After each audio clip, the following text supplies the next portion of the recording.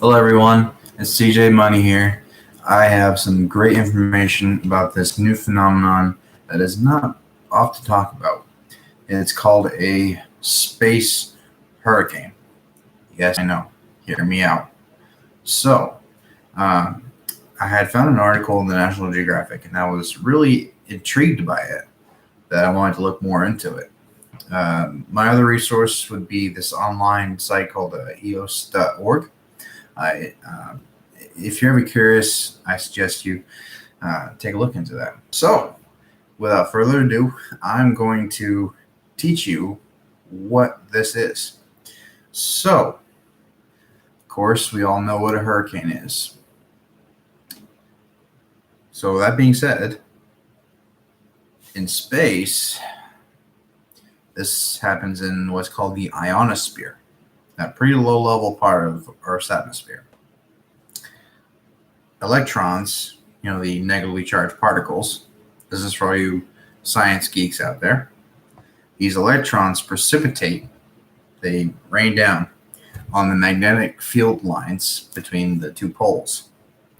So that pinging gases, they ping in this ionosphere to release that aurora type light fixture as the plasma swirls in the center like a vortex over the North Pole due to a flipped polarity. So essentially, that is how I would better define a space hurricane. So just for a little side note, flipped polarity, if you didn't understand what that was, essentially it is the combination, of weak solar winds and the sun's magnetic field pointing towards the North Pole. The complete opposite would be the Earth's magnetic field pointing north as the sun points towards the south, which would lead to strong solar winds. In that case, the aurora, would not be possible. So, a couple findings from a man named John Foster, who was a research scientist from Massachusetts Institute of Technology, and a Chinaman by the name of Qing He Zhang. Bear with me. My pronunciation might have just been butchered, so bear with me. He's a lead author at Shandong University in China. Thankfully, a space hurricane is not deemed a risk compared to its tropospheric counterpart, the normal everyday hurricane. The ones that pass through the deep south of the United States and many other parts of the world. So, all this is that it's seen as a fluctuation of radio waves passing through the ionosphere, which could garble satellite communications and navigation. In addition, there is a chance that it could heat up and expand the ionosphere, which would in turn alter orbit of satellites, space debris, anything of that type. I believe it's near, if not the same level as where you can find the Hubble Space Telescope and maybe even the International Space Station. So, the first recorded sighting of a space hurricane over the North Pole was back in 2014, so 7 years ago. It lasted 8 hours. I believe it was in October, so about this time of year. But this was kind of already known for the past 50 years, but researchers at the time, they had no idea what they were looking at. And as far as I'm concerned, they probably thought it was something extraterrestrial.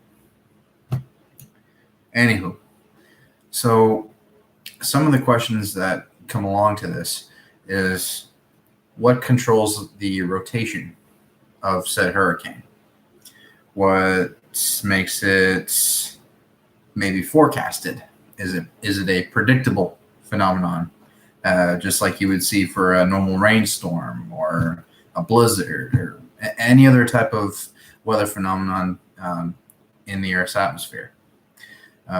And the other lingering question that I have for you is it seasonal?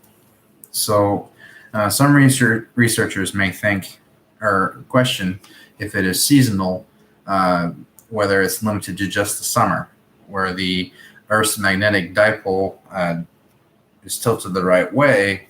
That gives it a chance for the North Pole to be in the right position where the solar winds are weak and the sun's magnetic field pushing against that for that flip polarity is pointing towards the North Pole. So that is the generic information that I have for you. But one additional bit that really blew my mind is when you get into the vortex and the storm center, the two numbers that I need you to remember is that this gigantic funnel is up to 1,700 miles wide, which means this thing is massive. And not to mention, it is also 31,000 miles high. So roughly the same height as a commercial airline flight. Yeah, I know. So yeah, if you guys have any thoughts about this, please feel free to comment, show a link that you see about this, and hopefully this will drive up some discussion about it. And if you know about any other phenomenons in space or even in our Earth's atmosphere, please feel free to say it, and I definitely want to look it up. So have a good night, everybody. I'm signing off for the night. My next video will be coming soon. I'm just starting out, remember. But my next video will be about gladiators. It is an article, especially that made the front page that I'm looking at right now on the National Geographic. And it is a part of history that I've never truly covered as a history student myself. So as far as I know, just a little tidbit on who they are. So my next video will take you back to ancient Rome, the most notable civilization of that time. And gladiators are seen as this grand, very lucrative warrior of some kind. I will dive into it in my next video, don't you worry. So, this is CJ Money, keeping it real, signing off.